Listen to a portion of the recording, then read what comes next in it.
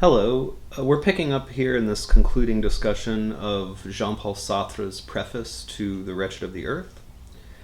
We left last time talking about the contradictions that emerge within the colonial system and how to fight the colonial system he needed to destroy those very distinctions that were established by colonial rule.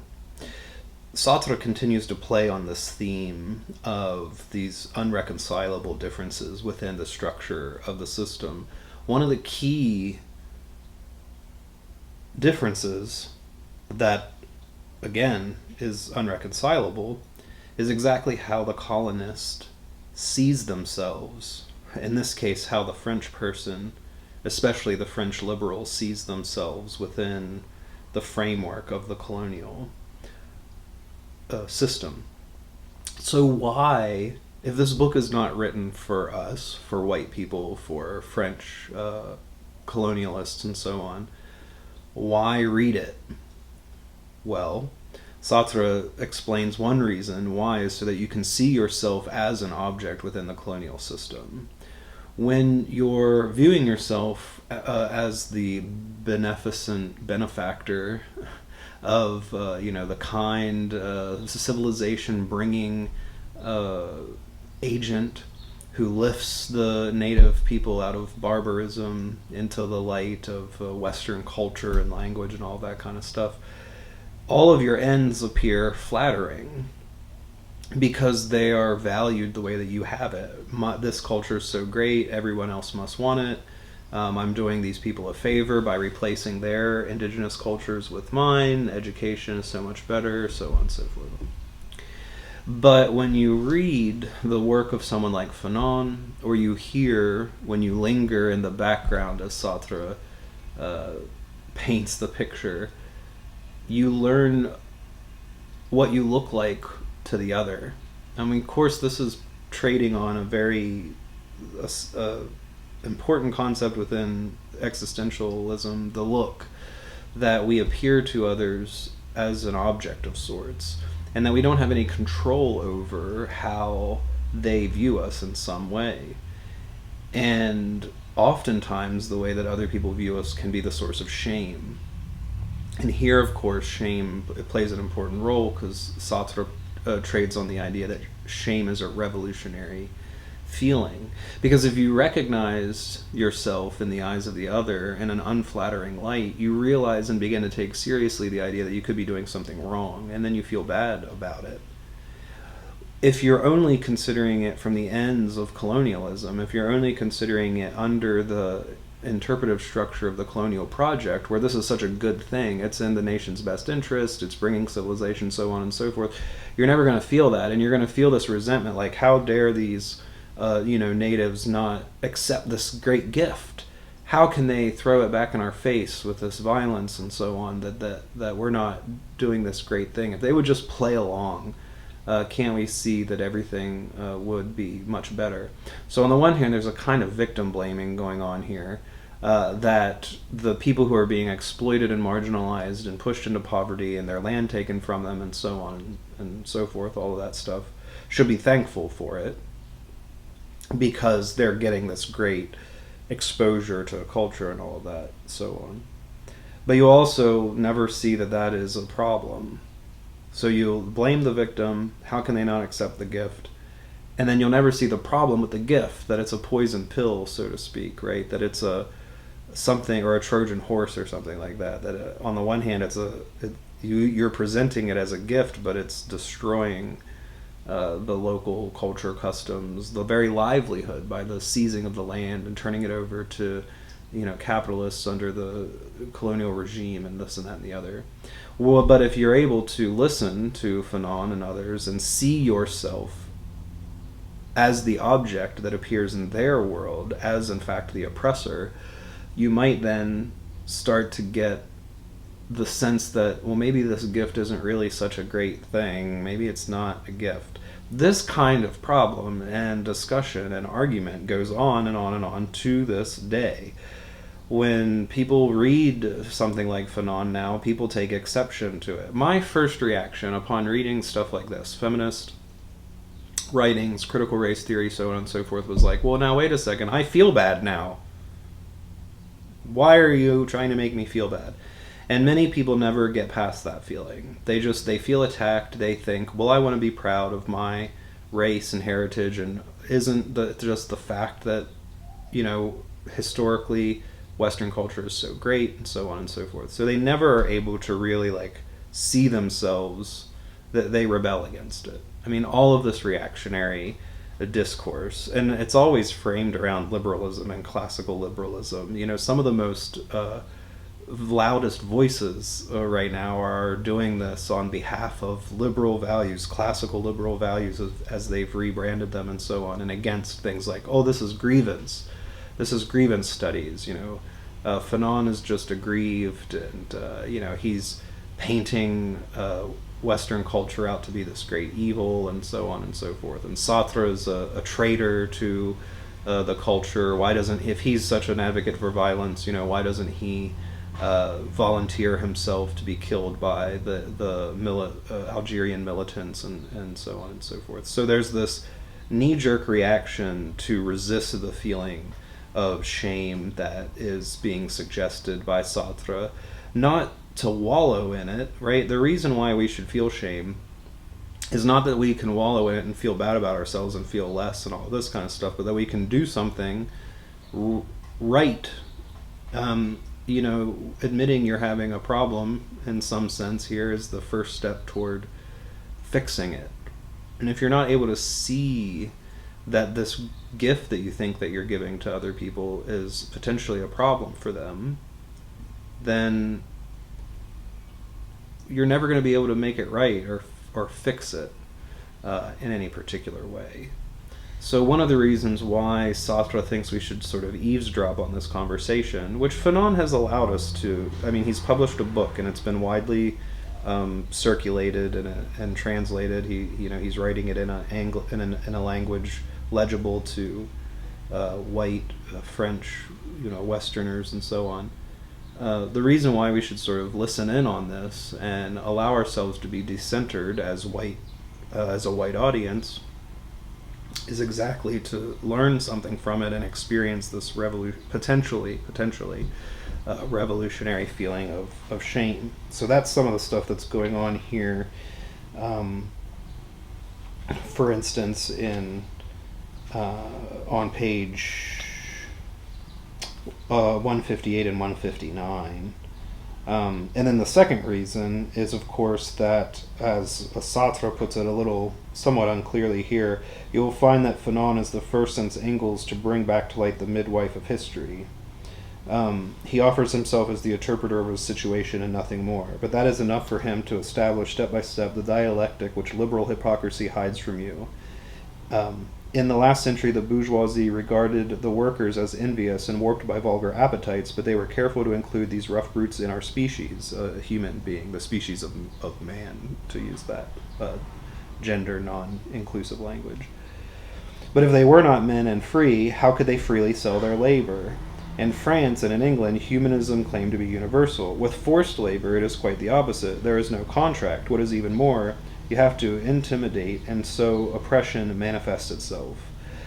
So the bourgeoisie, or the capitalist class in Europe, it viewed the worker as being somewhat less than, as being somewhat brutalized. They weren't as cultured. They weren't quite rising to the full potential of human, capacity and so on. Their reason was dulled by, and all this kind of stuff. But they were still humans, because if they weren't, they couldn't enter into a contract by which they sold their labor. So they couldn't be partners with you where you could use their labor to enrich yourself, basically. You couldn't buy their labor from them and then tell them what to do with their labor such that they produced goods that you owned and sold, so on and so forth.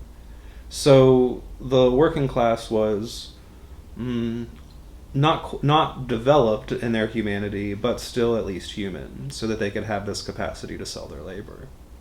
With forced labor, though, there is no contract. And that's where Sartre says oppression really manifests itself. It becomes clear. It becomes very clear as oppression, because the category of humanness is not extended to the person who's subject to forced labor. Their humanity has to be denied them so that they can be broken and brought under the aegis of a forced labor system.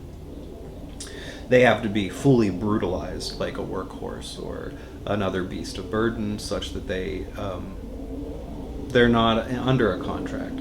The only contract they can be under is the contract between two white people, or two people who have been fully admitted into the class of humanness, who agrees between them the sale of this lesser being, so on and so forth. So this is where the hypocrisy of liberalism is on full display, because again, liberalism pretends to a universal humanity while denying the humanity of the people that it oppresses under the colonial regimes, and so on and so forth. There exists intermediate phases of this alienation from humanity in labor, but it's not as clearly, the hypocrisy and the contradiction is not as clearly brought out as when the labor is forced, like moving people from their land, backing them into agricultural work on lands from which they've been dispossessed, manipulating the crop so that it doesn't serve the needs of the people in the area, it doesn't serve local needs, but rather the needs of a foreign colonial power, and all of that kind of stuff. So, you see, our strike force has been charged with the mission of turning that abstract certainty into reality. They have been given order to reduce the inhabitants of the annexed territory to the level of a superior monkey to justify the colon treating them as beasts of burden. Colonial violence does not only aim to keep these enslaved people at a respectful distance, it also seeks to dehumanize them. No effort will be spared to liquidate their traditions, substitute our language for theirs, destroy their culture without giving them ours. They will be rendered stupid by exploitation. Malnourished and sick, if they continue to resist, fear will finish the job. The peasants have guns pointed at them. Along come civilians who settle the land and force them with the riding crop to farm it for them. If they resist, the soldiers shoot, and they are dead men. If they give in, they degrade themselves, and they are no longer human beings. So there's the double bind, and that's another good instance where you can see the sort of dark ontology, a sort of damned if you do, damned if you don't. If you give in, you admit yourself to the category of the subhuman. If you resist, you're shot and you're annihilated. So there's no way to claim, within the system, right? Within the colonial system, there's no way to claim your humanity. That's why the system itself has to be destroyed, and those fissures and those distinctions need to be effaced and renegotiated within a new system that can be implemented. That's why the sort of total break from colonialism has to come about. Why there's no solution from Sartre's perspective where France and Algeria can somehow play nice, or the colonizer and the colonized can somehow play nice within the established relationship. There has to be a sort of total break, and the system has to be refigured on the terms of the people who have been marginalized or excluded from autonomous participation within the system.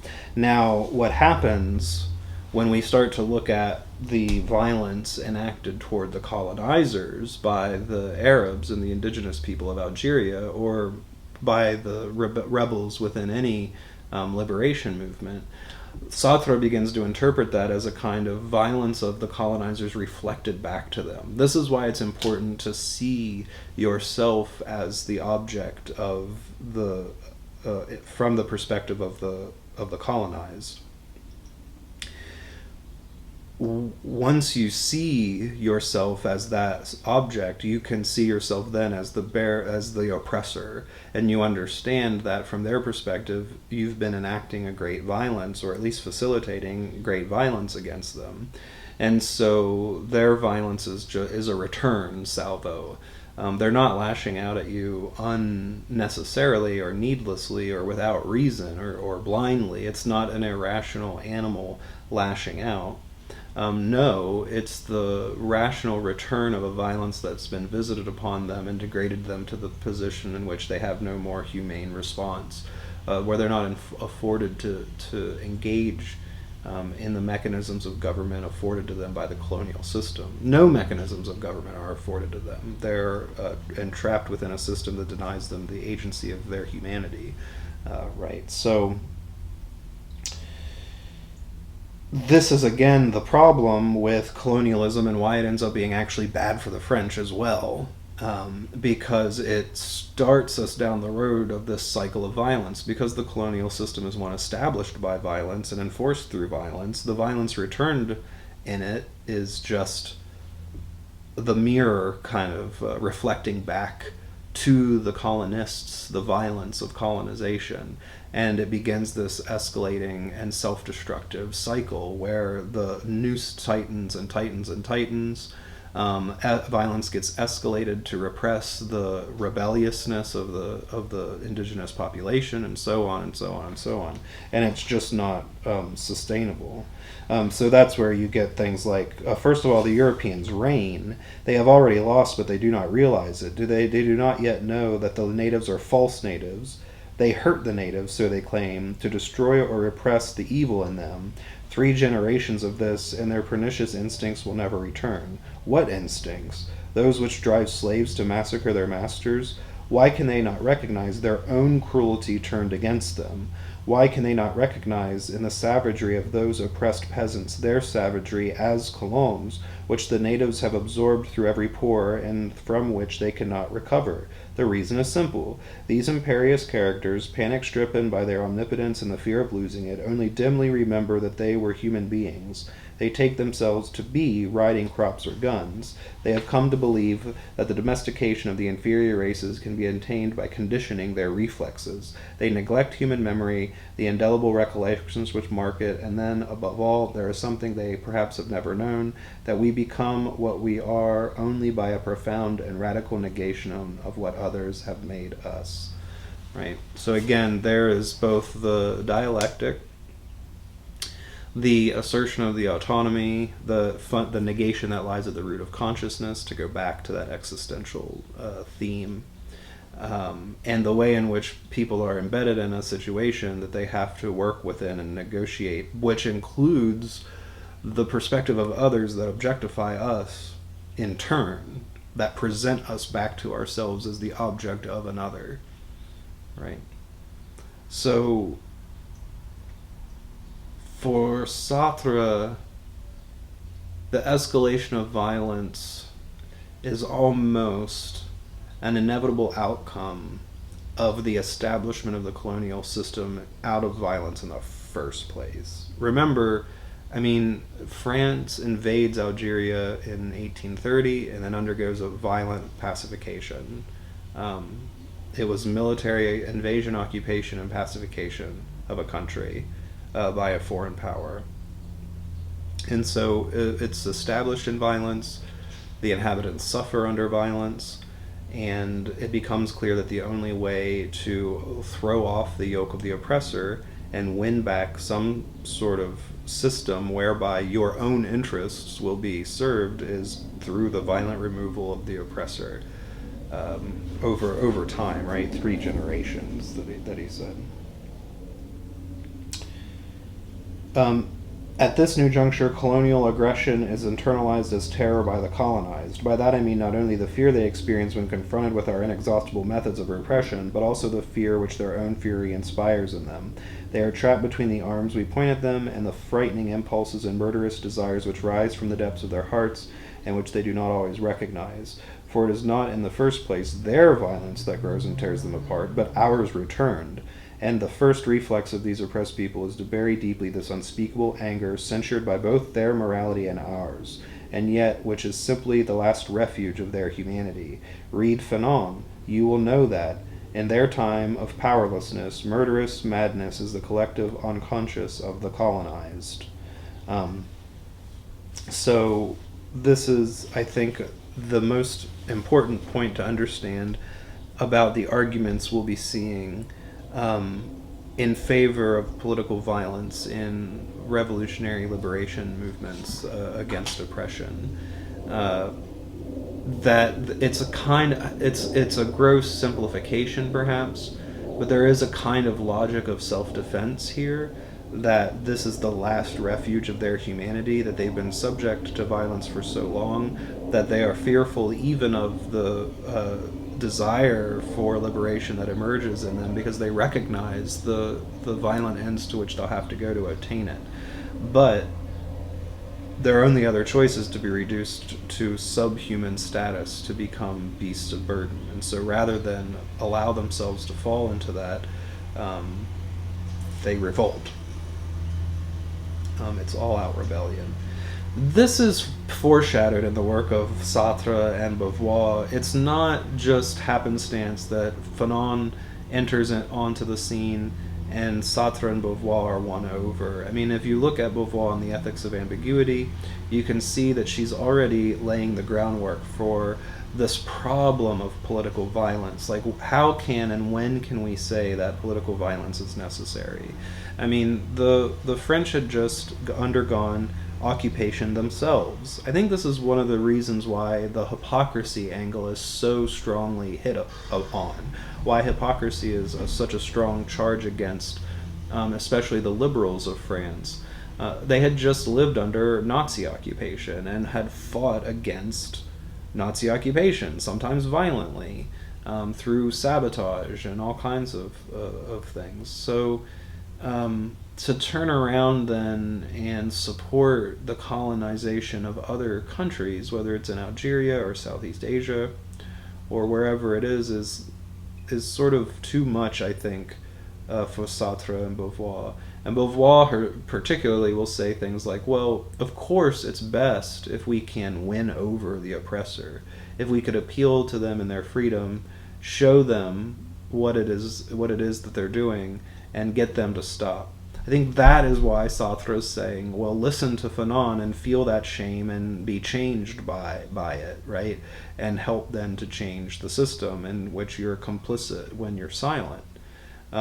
Because there's the, well, you could be won over angle. But if you refuse to listen, if you shut your ears and close your eyes to the cries of the people who are oppressed in your name, if you call yourself a French national or an American national, and the United States or France or whoever are oppressing people in your name, in a system under which you're a benefactor, then you're complicit if you refuse to hear. But if you open your eyes and ears and whatever, if you are open to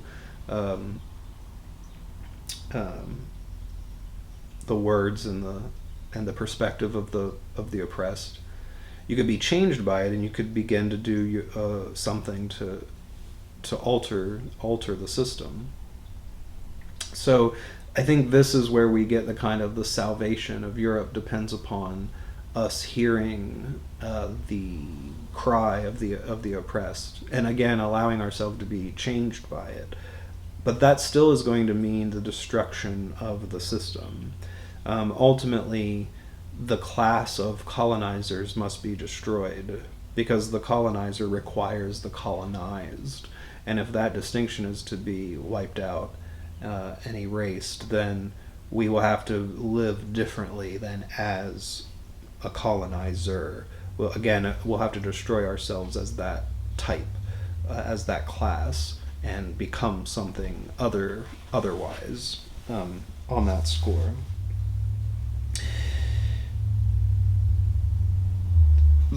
The other part of this sort of, well, it's the last refuge, comes about, well, by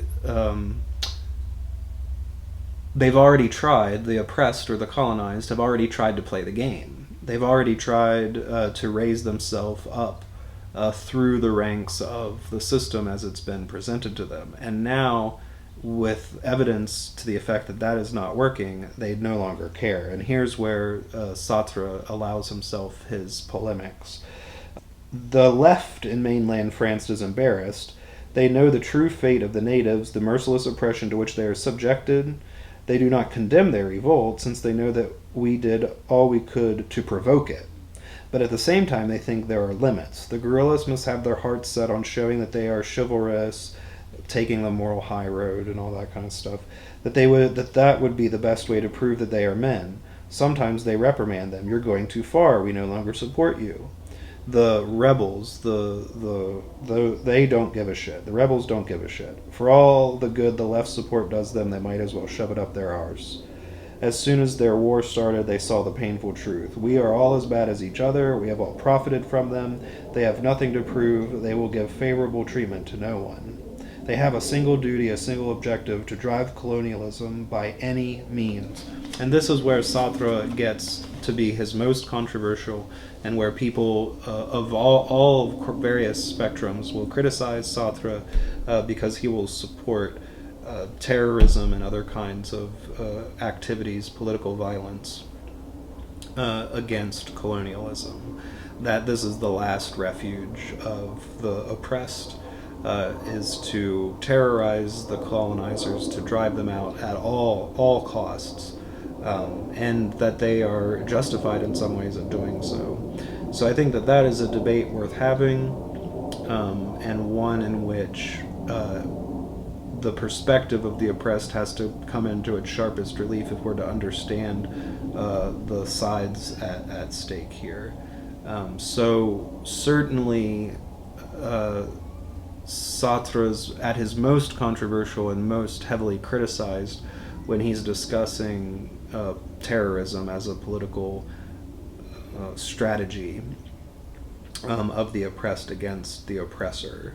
That's, I think, the sticking point for a lot of people, and ultimately why people are going to reject Sartre's position here.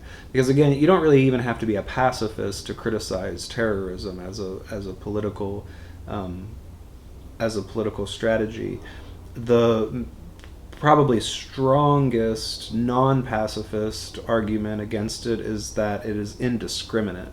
So whereas there is targeted violence against like military targets or things like that, or sabotage, like the destruction of property that facilitates the system, terrorism is seen as being indiscriminate, and so-called innocent people are harmed whenever you put a bomb in a cafe or something like that.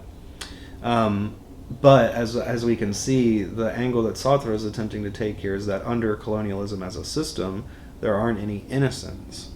Everyone is implicated in the system that benefits them. Now, whether or not that is true, I think, again, there's a debate to be had about the extent of that. Certainly, I think Sartre is just trying to say, yes, I'm guilty too. This is why it's good to feel the sort of revolutionary shame.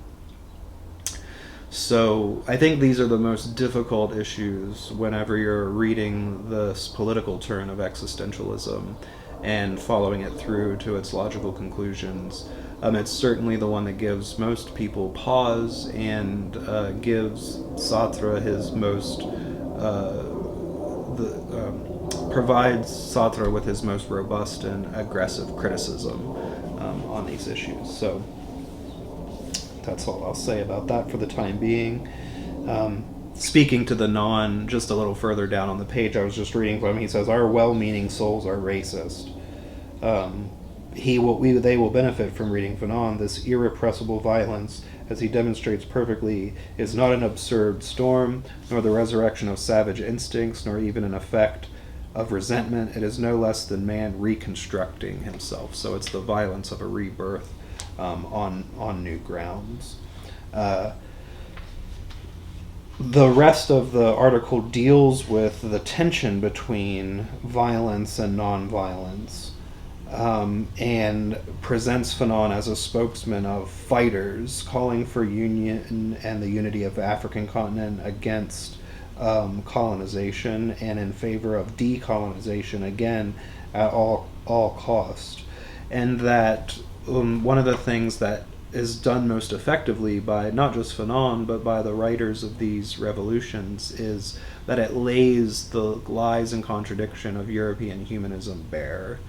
That this contradiction that is ultimately destructive at the heart of liberal humanism of the European variety is most clearly articulated and shown, brought to light through the writings of these thinkers. And when you're faced with it, when you have that feeling, it calls upon the reader to take a stand and make a choice. So you have to decide which side you're on. What side are you on here? There has to be a decision made about how you're going to orient yourself in the world toward these decisions. And I think Sartre finds that to be illuminating and important, and something that really needs to be done because of how people are mystified. They want to hide their head in the sand, and they don't want to think about what's being done in their name, and they want to justify it and sort of hem and haw and be like, and Sartre thinks that when you engage with these texts, one of the things that you're doing is approaching a line in the sand that has been drawn, and then deciding where you fall along that line. So this is why he starts to say things like, you know well that we are exploiters, you know well that we took the gold and the metals and the oil of the new continents and brought them back to the old mother countries, not without excellent results, palaces, cathedrals, industrial capitals, and then whenever crises threatened, the colonial markets were there to cushion or deflect it. Europe, stuffed with riches, granted de jure humanity to all its inhabitants. For us, a human being means accomplice, since we have all benefited from colonial exploitation. This fat and pallid continent has ended up lapsing into what Fanon rightly calls narcissism. And then we hold forth at the same time in racist language and so on to dehumanize the other, from whose labor we benefit, and so on. So I think, again, this is a difficult read that demands a lot of readers, both to read it judiciously and to consider what Sartre is saying, but also to do the sort of introspective self-assessment that Sartre thinks is necessary if anything is to be healed, if the violence is to come to something fruitful. You might reject and disagree with the things that Sartre says here. Certainly, I'm not suggesting that we should all read this and just fall into line or anything like that, but I do think that we need to seriously consider the kinds of things that he's saying and take seriously the perspective that Fanon is offering as one that can show us to ourselves as if you're white a person, or if you're a person of whatever color that's benefiting from certain systems of oppression. Okay, so I'm going to leave this video on that point. I think we're going to move on from Sartre's Preface to the Wretched of the Earth, and we will pick up these themes and make some connections between what is going on in this particular preface and then what Fanon says in Black Skin, White Masks. So we're going to jump to a different text by Fanon. We're not going to go into the Wretched of the Earth at this time, but I think we'll still see some resonance between what Sartre is discussing here and what Fanon presents us in Black Skin, White Masks. Okay? So thanks for following along with these two videos on Sartre's preface to The Wretched of the Earth, and I will see you in the next video.